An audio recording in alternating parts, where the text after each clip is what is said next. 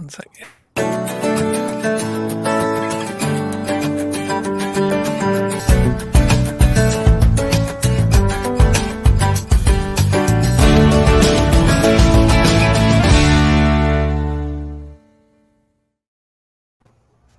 Wow, I can't believe it's after Labor Day, and we're back for another edition of WCM's Outdoor Hospitality Update.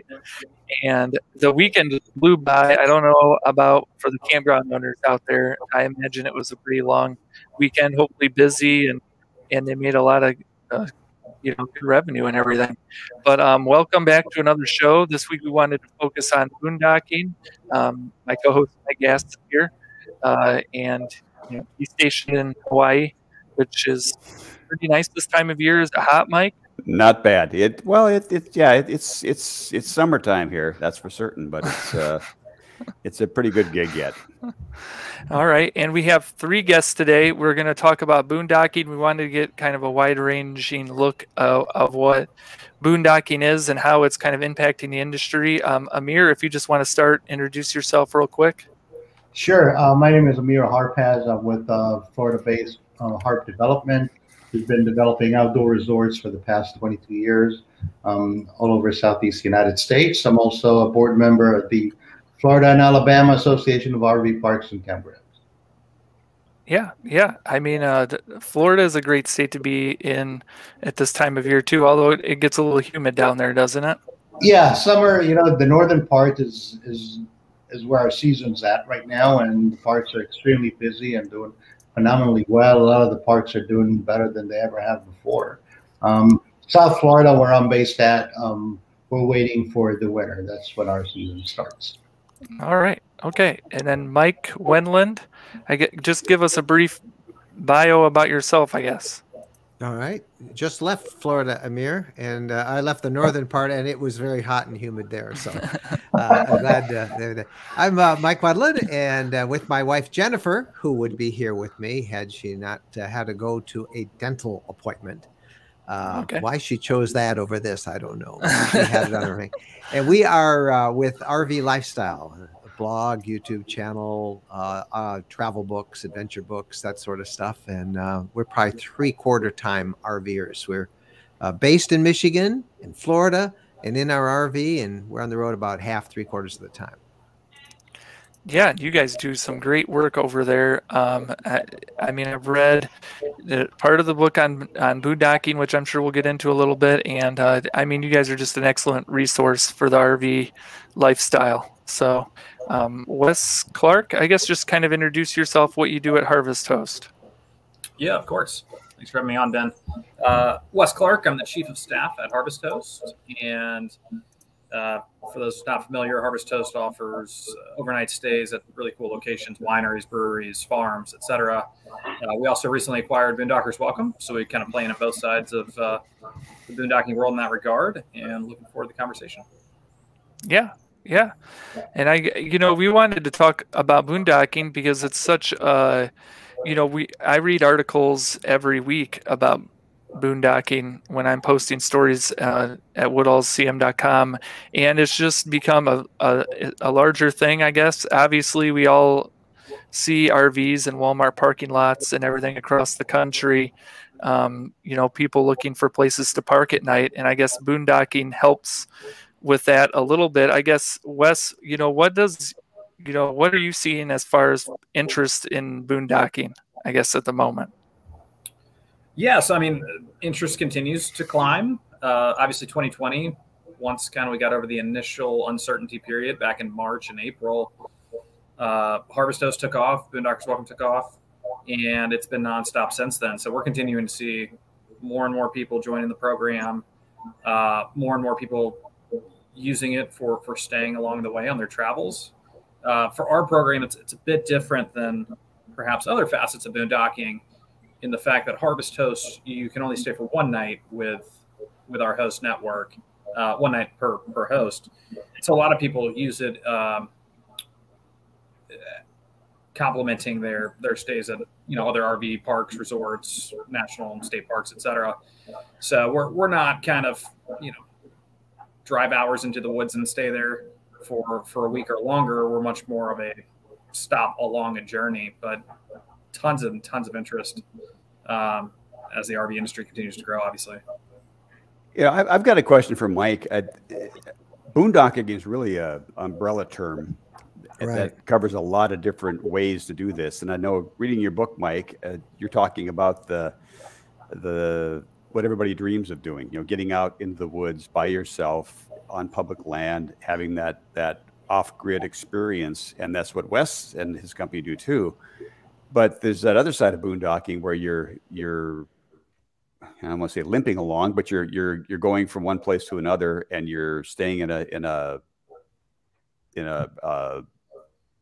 roadside accommodation, or you're staying in a Walmart parking lot or any of the other ones like that, and you're just trying to get from here to there as efficiently as possible. Not a lot of romance in staying in a Walmart parking lot per se. And that is not boondocking, Mike. And a lot of people lump it in, and it's really not boondocking. That's overnight camping, and that's all it is. It's overnight staying.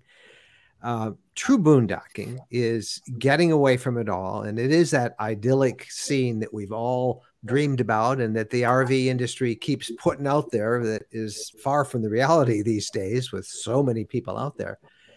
Boondocking became so popular because it offers that pristine wilderness experience. From that have come a lot of other things like mooch docking, which is basically staying for free in somebody's driveway, or working with Boondockers Welcome, where individual private folks make maybe the back 40, their backyard, or their driveway available. And then there's also boondocking in organized primitive style campgrounds that the National Forest Service has set up, or many state forest services have as well, where it's a marked area, it's a designated area, but there's no amenities at all. Maybe a fire ring, maybe a sign that says this is Camp 3A, but that boondocking has become, as you said, that sort of an umbrella term for all of those aspects. And two things have driven it. One is technology. Now we have lithium batteries, solar power, solar controller. We're allowed to stay out off the grid longer. We don't have to physically connect as we used to in RVs. That. And then the second thing is this huge boom in campgrounds that so many of you guys are finding. It's great. You're filled. You've got lots of folks there, but the industry has put so many new people in that they can't find a spot this weekend. They can't find a spot in a month from now. Halloween has been booked up in most of the campgrounds that are open for Halloween for months in advance. So where are you going to go if you suddenly, hey, we can get away for Halloween? So that's another reason people have chosen boondocking, or going to non-traditional campground alternatives is what we call them. For Wes and Amir, are you seeing experienced campers boondocking on Harvest Host and other things, Wes? Where are they coming in prepared for being off grid like that? With the amount of newbies we're seeing, is the expertise there to be a boondocker? Yeah, I mean, I think we've got a large network, over 200,000 members across Harvest Host and Boondockers Welcome. So we get a little bit of everybody. We certainly have the newbies, and our hosts always tell us they can see them a mile away, and they need a little extra hand holding and have a couple questions, as folks tend to when they're new in the category. And then we do have, experienced folks that are, decades into RVing, looking for a unique place to stay. It could either be part of their weekend itinerary, part of a longer trip, something they specifically stop out of the way for. We've got all sorts of unique and interesting hosts on the network, everyone from the salt mine in Kansas, where you go 600 feet underground, to alpaca farms across the country, wineries, breweries, etc. Really great place to stay. Obviously, the majority of our host locations lack the amenities, so there is an element of dry camping that people need to be comfortable with. But as Mike was alluding to, it's not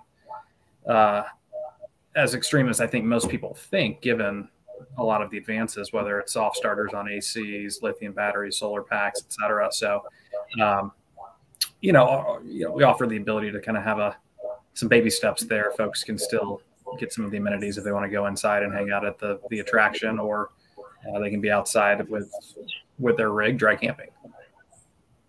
So it's a mix of both. Hey, obviously, as a campground owner, the more RVers out there, the better it is for all of us. It's more demand increases ADRs. We stay busy longer. I agree with you, Mike. For me, also, boondocking is an umbrella. It's not a definitive term. Means different things to different folks. Some of these locations that we're describing here, are they licensed, zoned, and permitted as accommodation providers? I wouldn't want my next door neighbor to open a campground in his backyard, just like he wouldn't want me to open a barbershop in my garage.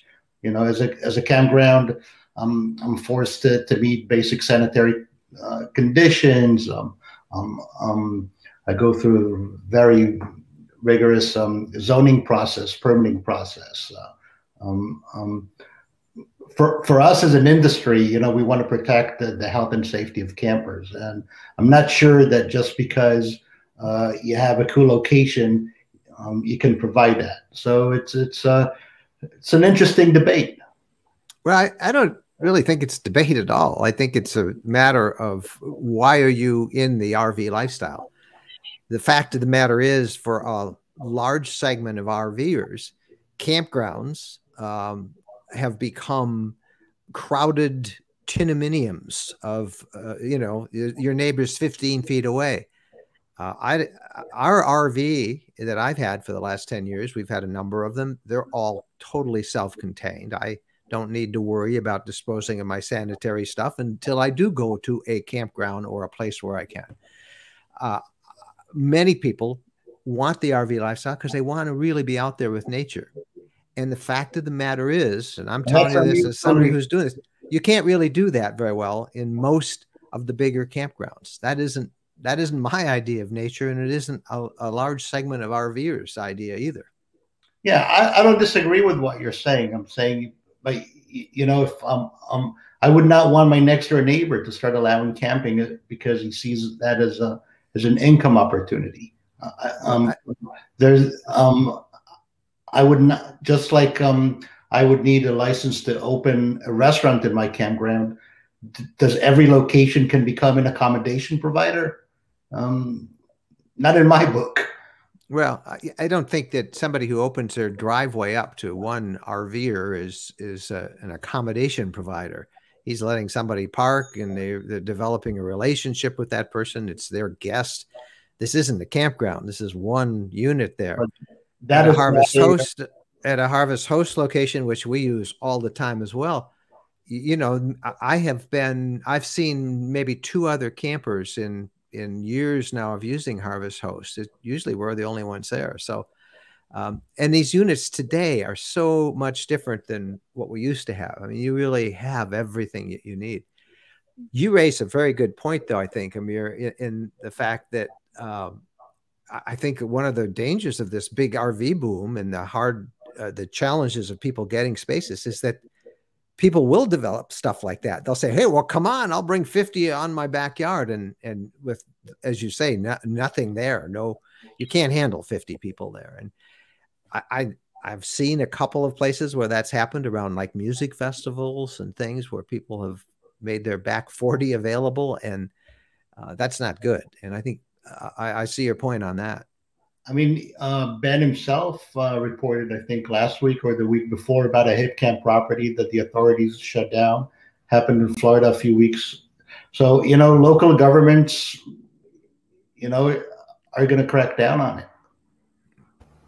Yeah, and I can chime in here because, I think, Amir, what you're alluding to is partially what we do in our business. And, we do empower local businesses to open up their parking lots and properties for, to Mike's point, a limited number of overnight RV stays.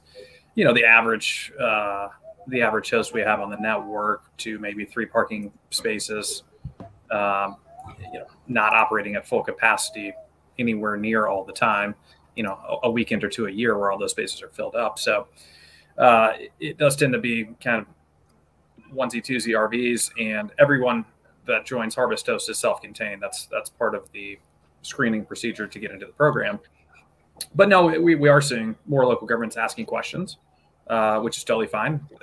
We do ask all our hosts to research and abide by all the local rules and ordinances, and obviously that's part of keeping the industry healthy, making sure that things are done properly. To your point, Amir, about stories, occasionally I think bad press comes along because more the temp campers, the pop-up campers, et cetera, that do bring additional sanitation and health concerns with it. But, in the self-contained RV, everything's packed in, packed out. So we feel really good about how we're helping grow the network while also working within the framework of local governments that do have the ability to set the rules and enforce them. Yeah, I guess, Wes, obviously we've reported on some hip camp stuff, which is another website. They had an article, I think about a month ago, about how they're facing regulatory challenges with some of the stuff they do. And I think hip camp tends to maybe have some private landowners that do larger. I know the one that got shut down in California was basically a campground that the guy had like 12 to 20 sites on and was basically operating it as a campground illegally. So that's an extreme example. I guess, Wes, how do you monitor the people on Harvest Host to make sure that they're not Can I make just one point on the ones that are being shut down? Around the country, this has happened in many boondocking areas, but it's not necessarily RVers that are causing it. These are basically homeless encampments. And we have seen that in many, many places, in Walmarts, for example, where, they learn that you can stay overnight in an RV. Well, why can't you sleep in your car there? So these homeless encampments and if you look at why things are shut down, it's because of that. The sanitation's terrible. That's not RV boondocking. Those are basically people living on life's margin who, for whatever reason, have no other place to go but sleep in their car or a tent or a piece of junk type RV and turn it into a homeless encampment. So I didn't want to jump in, but I want to make that distinction. Yeah, I mean, that's a big problem. Well, we are seeing more illegal type campgrounds. I know the one in California had graded campsites, picnic tables. I think he had water tanks and fire pits. I mean, this guy had a campground pretty much. But I guess, Wes, how do you manage what your list, the people who are listing sites are doing? I guess, do you manage that at all, or do you just leave it up to them? No, we have a very extensive host success team that checks out every host that joins our network. They review business operations, photos, answer questions, help get our host set up with all the technology tools and systems. And so we're making sure that people are coming on equipped. We're making sure they're not coming on with things that we would find questionable, and obviously talking to them about how to best set up their business on the site for success. And that applies to both, obviously on the Harvest Host side with businesses, but on the Boondockers Welcome side, we're also reviewing new host applications, making sure that network stays healthy and doesn't veer into this world Amir is talking about or Ben's referring to, which is folks kind of living out of their car full time, which is creating issues throughout the industry. I think there's no denying that. I call it the nomad land problem. That's very different than what we're doing. I mean, we take a credit card.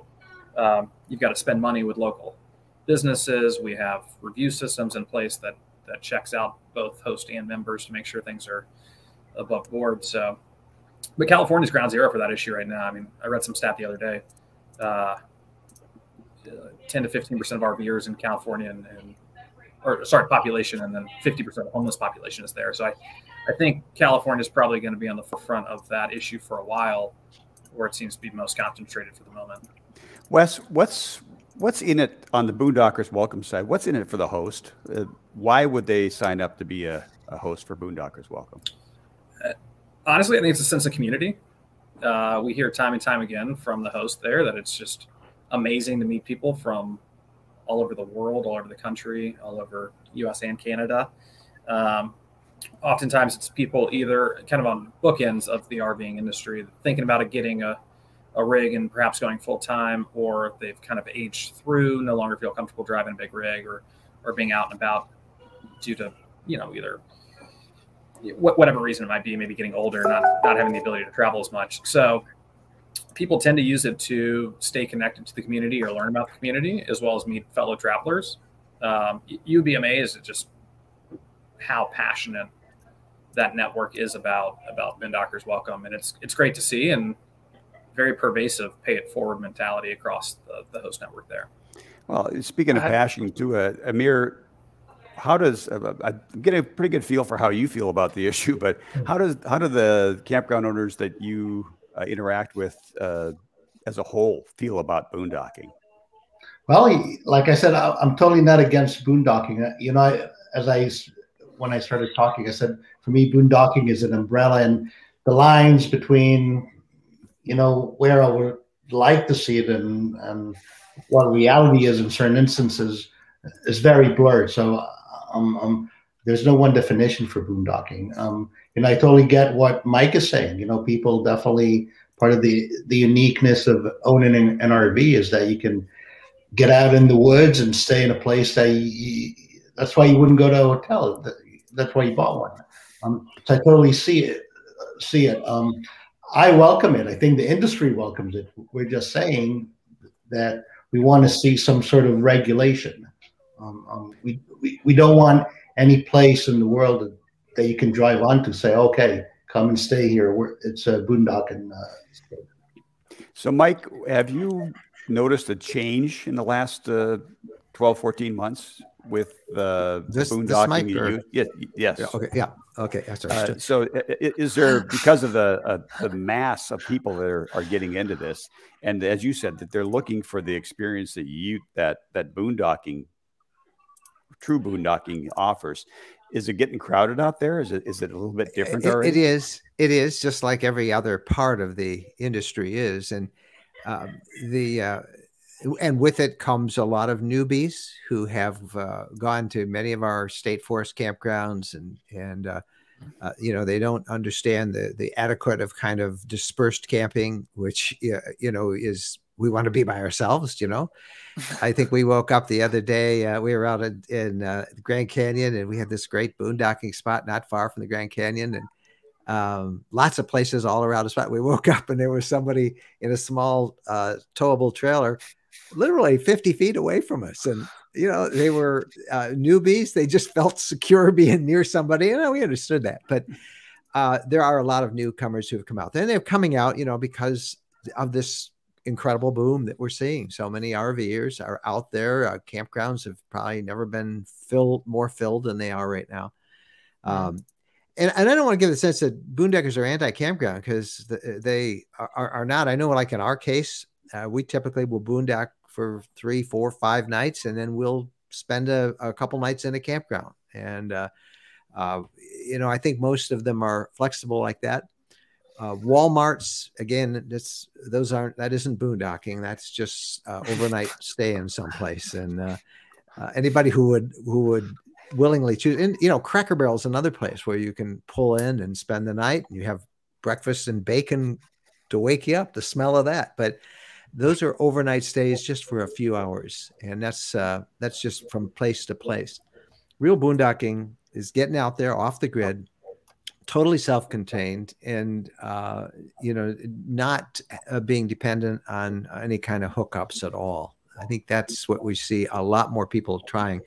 And we need a lot more education. They really do, with all these newcomers. You see it, I'm sure, Amir, in the campgrounds. You've got so many newbies w'ho've come in and they've never done this before. And I'm boondocking myself with my kid, on the Mayaca River. And, unfortunately, sometimes you go to a place and you can tell someone has been there before you because there's trash all over the place. Yeah, leave no trace, Yeah, and so I agree with you. Education is key to making boondocking a success.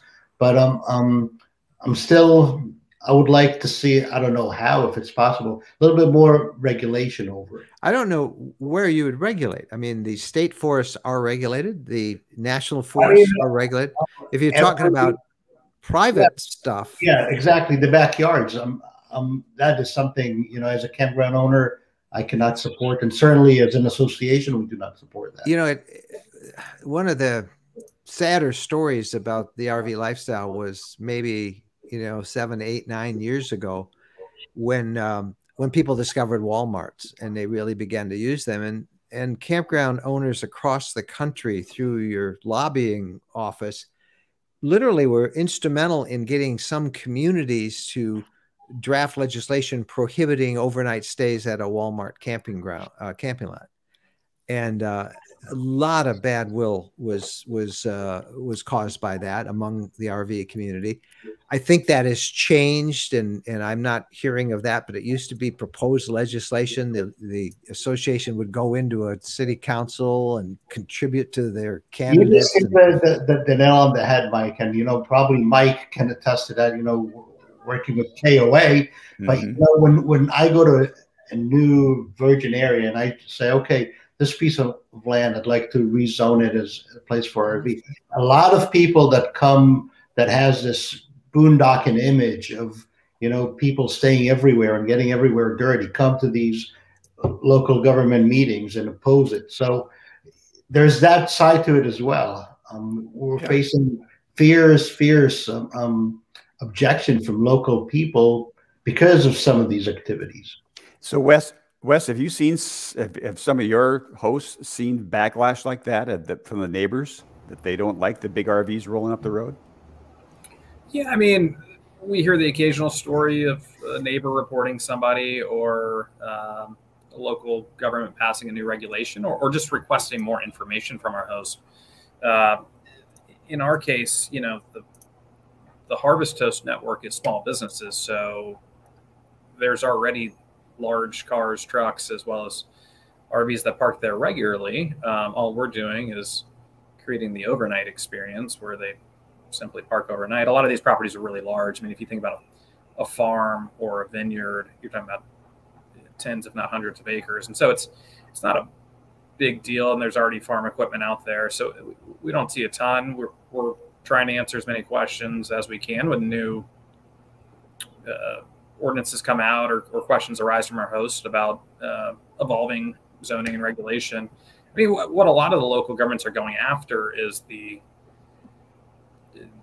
shoddily converted rig being parked in a public parking space near the public park downtown, or the homeless population. And I think it's really hard for government to draw that line of, what's someone boondocking versus what's somebody living in their van without another home and teetering towards homelessness, and property destruction versus property preservement. So we're constantly feeling that out and working with our hosts, but it's a complicated issue right now. And I think there's a way that it can be resolved and everyone can benefit. Mike Wendland, is there something the RV industry, the manufacturing side, should be doing to make boondocking a little bit easier and better? Yeah. Mike, I think you and I had a conversation when I had you on our podcast a while ago. We were talking about, this is an opportunity for campgrounds as well, to develop boondocking campgrounds that have a little more space, that are a little bit more nature controlled. And I think people will be willing to pay for that. I'd love to see some of those developed.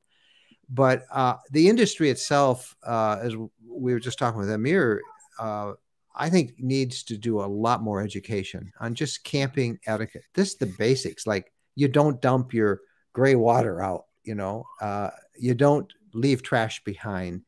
That this is a lifestyle that has some etiquette to it. You're concerned about the environment, then you keep it clean. And I think that, you celebrate that part of the story when they sell these RVs. It would be neat to have them. Here's some suggestions about, how you are to dispose of your gray water, your black water. Here's some resources where you can find places that you can dump. Here's 10 steps on how to set up a campsite in a natural area and not destroy it. All that is, I think, really important. And the industry, I've not seen any sign of education at all. I think largely campground owners have been much more responsible about that. They seem to teach that well when people come into your units. You know, you get a list, you learn the rules. There is nothing like that when you boondock. You know, these newbies are going out there, and there's nobody saying, you know, you camp and you don't trample foliage when you back into a spot. So if the industry could help out with that, embracing that a little bit more, and helping people be more responsible when they're out there, I think would be a big help. Great suggestion for Go RVing. Yeah, and I think when we spoke with Phil Ingrassia and Chris Andro a couple weeks ago, they mentioned some of the things that RV dealers are doing to teach them stuff like that when they buy their RVs. Obviously, that's still in the making. There's still a lot of work to be done. I know I think the RV parking campground industry has done some work on that. And there are some great parks around the country that actually show people how to do things when they show up. And that's great too. But there's definitely room for improvement. Obviously, I forget how many new RVers. There's millions of new RVers this year. So obviously there's a lot of work to do. I guess on the booking side of things for the RV park and campground industry, what's that like? You know, we hear all the time about how people have struggles finding a campsite same day. I guess, does that, add to the people, parking in Walmarts and different things? I guess they just have a hard time booking sites really quickly, I guess. I think did I make any some. sense? Yeah, I think so. I think the crowded, people, there's some unreasonable expectations among consumers too, that in this time of unprecedented popularity for RVing, that they can, let's go get a spot this weekend. And, you're not going to be able to in most cases. In some, there's still plenty of places that are out there. They're just not necessarily where people are going. So we also need to educate people about making reservations, using the many different systems and the tools that are now available to find open campsites. I think of your old employer, Mike, KOA, and your app that's so great. Wes, the Harvest Host app, using technology to help find spots so that like hotels used to do, when you would say, "Oh, we're booked," but if you go across town to the Holiday Inn over there, they've got rooms tonight. It would be neat if RVers could find the same thing when they called a campground and said, "Oh, we don't have any spots, but 12 miles down the road is this spot," and they do have reservations. That would help too. So, Mike, where do folks find reservations for your style of boondocking? Well, you don't. There's no reservations for boondocking.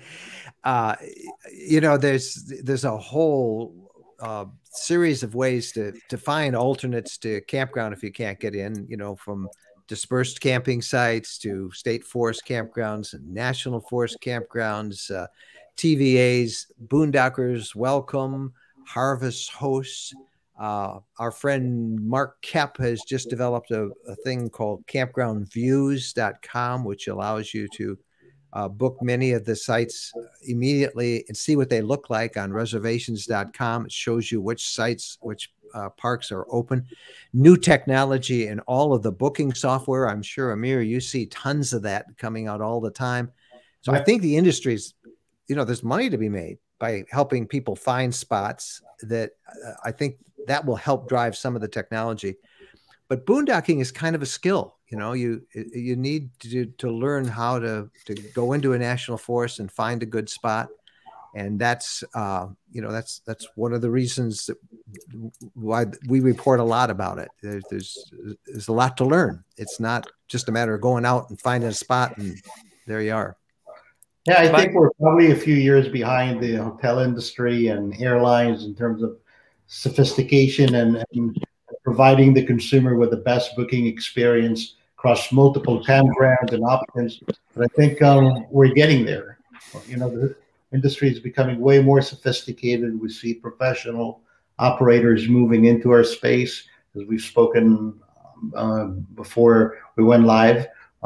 It's going to be changing, I think, in the next few years.